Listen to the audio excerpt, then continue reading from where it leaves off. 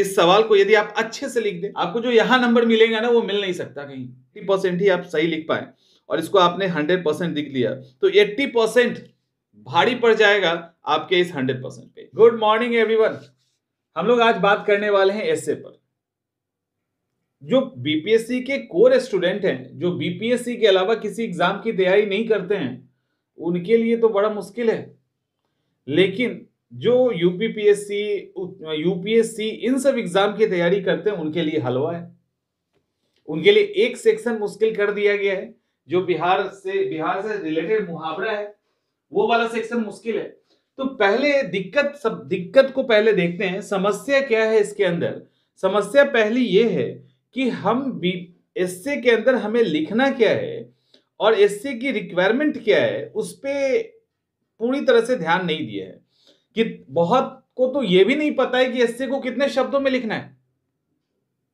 एस्से को कितने शब्दों में, इन्होंने क्या किया, बीपीएस आयोग वालों ने, उन्होंने आपके एस्से को आसान कर दिया है। आपके एस्से को आसान इसलिए कर दिया, अगर इन्होंने एस्से को और लंबा कर दिया होता 1200-1500 वर्ड, तब तो मामला फंस जाता। इन्होंने आसान कैसे किया कि 700 से 800 वर्ड में आपको एस्से लिखना है। ठीक है, ये एक पॉजिटिव पॉइंट है, एक सकारात्मक पॉइंट है उनके लिए जिनका एस्से कमजोर है या जिनको लगता है कि डर लगता होगा लिख पाएंगे नहीं लिख पाएंगे। अब आपको 3 एस्से ऐसे लिखने हैं। इन 3 एस्से को या तो आप 2100 से लेकर आप 2400 शब्दों में लिखेंगे, और 2100 से 2400 शब्द लिखना एग्जामिनेशन हॉल के प्रेशर में कोई बहुत बड़ा चीज नहीं है। वो आप वैसे ही जीएस के पेपर में लिखते हैं। ठीक है, तो जीएस के पेपर में और इसमें अंतर क्या है कि जीएस के पेपर में अलग अलग क्वेश्चन पे अलग अलग तरीके से सोचकर फॉर्मेटिंग करके तब जाके आपका आंसर लिखना होता है, और यहां पे आपके पास 3 ही सवाल होंगे, उन 3 ही सवाल को आपको सॉल्व करना है। इसको आप इस एंगल से भी देख सकते हैं कि ये 3 बड़े बड़े सवाल हैं। लाइक एमए और ग्रेजुएशन में जो लिखते हो 600 700 वर्ड में, हम ये मान लेते हैं, लेकिन दोनों में डिफरेंस है, उस पर ही बात करेंगे। मतलब एक दिमाग में ये रखिए कि आप एस्से नहीं लिखने जा रहे हैं, आप जो लॉन्ग क्वेश्चन है ना उसको एक्स्ट्रा लॉन्ग में लिखने जा रहे हैं, एक्सेल क्वेश्चन लिखने जा रहे हैं। दरअसल ये एस्से नहीं, ये एक्सएल, एक्स्ट्रा लार्ज आपको आंसर राइटिंग। जीएस के आंसर राइटिंग से ये थोड़ा सा अलग हो जाता है। जीएस के आंसर राइटिंग का जो डिमांड होता है वो अलग होता है और एस्से का डिमांड अलग होता है। सबसे पहले आपको क्लियर रखना है कि आपको 3 एस्से लिखना है। उन 3 एस्से में हर एक सेक्शन में 1 सेक्शन, 2 सेक्शन, 3 सेक्शन, 3 सेक्शन में हर एक सेक्शन से एक एक एस्से आपको उठानी है। अभी का जो फॉर्मेट है वही, आगे कुछ बदल जाए तो अलग बात है, अभी का ही है। ठीक है, अब यहाँ पे क्वेश्चन पूछा गया है, पहले क्वेश्चन पे आते हैं एक बार। क्वेश्चन पूछा गया है, जंगल अपने पेड़ स्वयं तैयार करता है या लोगों के जंगल में आकर बीज फेंकने का इंतजार नहीं करता? Forest creates its own trees, it does not wait for the people to throw seeds.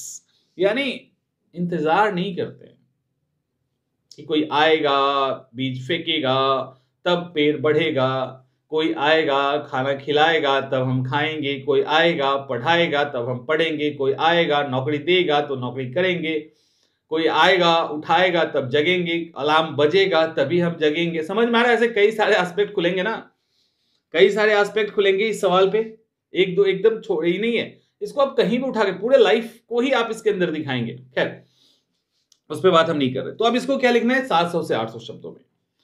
जहां पे आप जब मेंस के आंसर राइटिंग को लिखते हैं तो मेंस का आंसर राइटिंग आपको रोकता है, मेंस का आंसर राइटिंग आपको रोकता है। उसके अंदर फैक्चुअल कंटेंट की डिमांड थोड़ी सी ज्यादा हो जाती है इसके अपेक्षा। वहां पे आप बहुत बात बना बना के, थोड़ा सा साहित्यिक टाइप का शब्द लिख के अगर ये सब लिखते हो तो नंबर कटेगा। वहां से ये वाला जो सवाल होता है एस्से का, ये थोड़ा ओपन सवाल होता है। ओपन सवाल का मतलब होता है कि आप जहां पे लिमिटेशन जीएस आपको लगाता है वहीं पे ये लिमिटेशंस हटा देता है। यानी आप एक एस्से को लेकर 1 2 3 4 5 6 7 8, इसके 4 पार्ट, इसके 3 पार्ट, इसके 2 पार्ट, इसके भी 4 पार्ट, जितना बढ़ा सकते हो बढ़ाते चलो। यानी इसमें आप जितना इसके डायमेंशंस को खोलेंगे, जितना इसके पक्षों को खोलेंगे, ये इतना नंबर आपको देगा। आप इसको डील कम करो, आप पक्षों को डील कर, क्योंकि आपको 700 से 800 के अंदर में इतना बड़ा कॉन्सेप्ट को समाना है। ये छोटी बात नहीं है। जो क्वेश्चन पूछा गया है ना, ये क्वेश्चन कहां नहीं जाएगा, किस सेक्टर में नहीं जाएगा और किस इलाके किस एरिया पे इंपैक्ट नहीं डालेगा, सब पे डालेगा और अच्छे से डालेगा। तो आप इसमें ये 100% है कि आप इसको अगर एक जगह पे भी लिखना चाहे तो आपका 700-800 वर्ड खत्म हो जाएगा, और आपको इसको तो कम से कम 15 जगह दिखाना है कि कहां कहां कैसे काम कर रहा है। तो वैसी स्थिति में जो ये जीएस ऐसे है, ये यहां पे आप अपने तरीके को, अपने मतलब सोच के घोड़े को खोल दीजिए। वो जितना दौड़ेगा, जितनी अलग अलग तरफ जाएगा, उतना अधिक यहाँ पे नंबर मिलेगा। जीएस से यहाँ पे ये अंतर आ जाता है। जीएस में जहां फैक्चुअल डाटा की डिमांड होती है, आप जब लिखते हो तो उसको प्रूफ करने के लिए, एग्जांपल्स को प्रूफ करने के लिए उतना यहां जरूरत नहीं होता। लेकिन एस्से में भी एक मिनिमम फैक्ट्स, कई बार आप कुछ लिख रहे हो उसको वेरीफाई करने के लिए स्टेटमेंट, किसी को कोट कर रहे हैं वो लिखना है। एस्से के अंदर और अच्छे नंबर चाहिए आपको, एकदम लेटेस्ट एग्जांपल डाल दीजिए। ठीक है, लेटेस्ट एग्जांपल डाल दीजिए। यानी पेड़ स्वयं को तैयार करता है और वेट नहीं करता किसी के आने का। उसी तरह से कोई एकदम बर्निंग या कोई ऐसा एकदम लेटेस्ट, किसी ने कमाल कर दिया गरीबी में रह के, उसके पास कुछ नहीं था संसाधन, लेकिन उसने अपनी मेहनत के दम पे अपना मुकाम हासिल किया, उसको एकदम लेटेस्ट एग्जांपल कोट कर दीजिए। जब लेटेस्ट कोट करेंगे ना एकदम करंट से रिलेट करके, तो पढ़ने वाले को भी मजा आएगा और आपके आंसर में जो है ना गट्स, दम आ जाएगा। तो वो आप आंसर राइटिंग के दौरान इस बात का भी ध्यान रखिए। इसके अलावा और क्या है, आंसर राइटिंग में वर्ड्स यानी शब्दों का चयन अच्छा करना है। हिंदी इंग्लिश में है तो भी, इंग्लिश में तो चलो ठीक है, हिंदी वालों को इसलिए आंसर एस्से में हिंदी में नंबर ज्यादा आता है, क्योंकि एस्से हिंदी में पढ़ने में ज्यादा अच्छा लगता है, क्योंकि अच्छे शब्दों को आप रख सकते हैं। एक शब्द के लिए आप सिनोनिम्स लिख सकते हैं और वो अच्छा लगेगा। लेकिन इसका मतलब ये बिल्कुल ही नहीं है कि एस्से को कॉम्प्लेक्स कर दे। छोटे लाइंस में लिखें, अच्छा लिखें, कोटेशंस डालें, उसके अंदर अगर कोई ग्राफ है, कोई भी टेबल है, वो टेबल डालिए। अपने एस्से को एक खूबसूरत आकार दीजिए। ठीक है, जब वो पेज पलटे ना तो लगे कि नहीं यार शानदार लिखा है। अब यहां पे एक और सवाल आता है कि मान लो जैसे एस्से आपके सामने और है, यहां पे देखिए एक और एस्से है, साहित्य ज्ञान का केवल स्रोत नहीं है, बल्कि यह अनैतिक और सामाजिक क्रिया का भी एक रूप है। अपने अनिवार्य कर्तव्य का पालन करें, क्योंकि कर्म निष्क्रियता से अवश्य ही उत्तम है। उत्कृष्ट कला हमारे अनुभव को प्रकाशित करती है या सत्य को उद्वदित करती है। ठीक है, अब यहां पर देखिए, अपने अनिवार्य कर्तव्य का पालन करें, क्योंकि कर्म निष्क्रियता से अवश्य ही उत्तम है। तो ऑब्वियसली यहां पे क्या है, आलसपन कुछ नहीं करने से बेहतर है ना कि जो हमें करना चाहिए। एज ए स्टूडेंट हमें क्या करना चाहिए, एज ए लीडर हमें क्या करना चाहिए, एज ए ह्यूमन बीइंग हमें क्या करना चाहिए, तो एज ए गार्जियन क्या करना चाहिए। मतलब ऐसे कहने का मतलब कि जो भी हमारा एकदम से अनिवार्य कर्तव्य है उस फेज में, उस स्थिति में, वो करे। नहीं करने से तो बेहतर है कि उसको करे। ऐसे करके सवाल। अब यहां पे मान लो, अब इसको आप खोल दीजिए पूरा, जितना खोल सकते हैं, जितना फैला सकते हैं, और साथ में अगर एग्जाम्पल है तो कोट करते चलिए। करंट का है तो और अच्छी बात है। ठीक है, अब और कुछ ऐसे देख लेते हैं। सेकेंड सेक्शन में जब आएंगे तो सेकेंड सेक्शन के अंदर क्या है, पांचवा नंबर है, हम इतिहास निर्माता नहीं है, बल्कि हम इतिहास द्वारा निर्मित हैं। इंटरनेट ने हमारे संसार को विश्व गांव में बदल दिया। विचार जीवन का आधार है, और कोविड के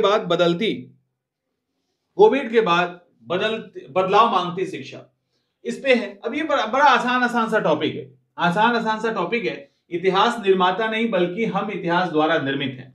ये एक, अब देखिए, एक और चीज होता है कि आप लिख क्या रहे हो। अगर यहां पे हम इस सेक्शन को अगर देखें ठीक से, इस सेक्शन में मैक्सिमम स्टूडेंट जो होंगे, अगर आप में से भी जिनको ऐसे नहीं आता होगा, देखना, ध्यान रखना, मैक्सिमम स्टूडेंट ने लास्ट वाला क्वेश्चन चूज किया होगा कि कोविड के बाद बदलाव मांगती शिक्षा। क्योंकि उनको क्या लग रहा है, हम ऑनलाइन एजुकेशन, डिस्टेंस एजुकेशन, उसके अंदर थोड़ा जीप पे थोड़ा वो डाल देंगे, सॉरी इंसेट का यूज डाल देंगे, इंसेट का यूज डाल देंगे, यानी इसको क्या कहते हैं, टेली एजुकेशन। ठीक है, डिस्टेंस तो हो ही गया ना, टेली एजुकेशन, इस तरह के शब्दों को डालेंगे तो बड़ा अच्छा हो जाएगा, डेफिनेटली अच्छा होगा। कुछ डाटा डाल दीजिएगा, कैसे डिजिटल बोर्ड स्कूल में लग रहे हैं, डिजिटलाइज हो रहा है एजुकेशन सिस्टम, उसके अंदर क्या क्या फायदे हैं, नुकसान है, ये सब आप दिखा देंगे, ऑब्वियसली दिखा देंगे। लेकिन इस सवाल को मैक्सिमम लोग ऑप्ट करेंगे, और इसमें भी जो अच्छा लिखेगा उसको नंबर मिलेगा, ऐसा नहीं कि नहीं मिलेगा। लेकिन अगर ये सवाल हो जाए तो कितना मजा आएगा। इस सवाल को यदि आप अच्छे से लिख दें तो लाख कितना भी नीचे लिखो ना, 6, 7, 8, आपको जो यहां नंबर मिलेगा ना वो मिल नहीं सकता कहीं, सवाल ही नहीं। तो उसको, इसको आप थोड़ा सा, मतलब आप इसको ऐसे मान के चलो ना कि इसको 80% ही आप सही लिख पाए, और इसको आपने 100% लिख लिया, तो 80% भारी पड़ जाएगा आपके इस 100% पे। तो एस्से का चुनाव करना भी एक बड़ी बात होती है। तो आपने एस्से का चुनाव कर लिया, अच्छा, तो एस्से का चुनाव भी कर सकता है। तो इंटरनेट ने हमारे संसार को विश्व गांव में बदल दिया, ग्लोबल विलेज में बदल गया है, इसके लिए बहुत सारे एग्जांपल्स हैं। लेकिन आप जब इसको करोगे तब आपको लगेगा कि नहीं, ये लिटरली, और इसके साथ आप जैसे आपको मौका मिलेगा फिर, जब ये आप जिस तरह के जो इसको चूज करेंगे ना, तो ये क्यों फायदेमंद होगा आपको मालूम है, ये क्यों आपको नंबर ज्यादा देगा, क्योंकि ये इतिहास की बात कर रहा है। और उसके बाद आपको, आपके पास इतने सब्जेक्ट आ जाएंगे, आपका स्कोप इतना बढ़ जाएगा कि आप एकदम से स्टार्टिंग से उठा के मॉडर्न हिस्ट्री को आप कनेक्ट कर देंगे, और एक शानदार इससे आपके सामने आ जाएगा। ठीक है, क्योंकि आप यहां पे लिखा ही है कि इतिहास निर्माता नहीं है बल्कि इतिहास द्वारा हम निर्मित हैं। हम इतिहास निर्माता नहीं है बल्कि हम इतिहास द्वारा निर्मित हैं। ठीक, तो एंशिएंट से लेके मॉडर्न हिस्ट्री तक को आप कनेक्ट कर सकते हो इंसिडेंट्स के साथ, तो ये इंपॉर्टेंट है। और इसमें अभी इजराइल हमास डालिए, यूक्रेन रसिया डालिए, एकदम फिट बैठेगा यहां पे।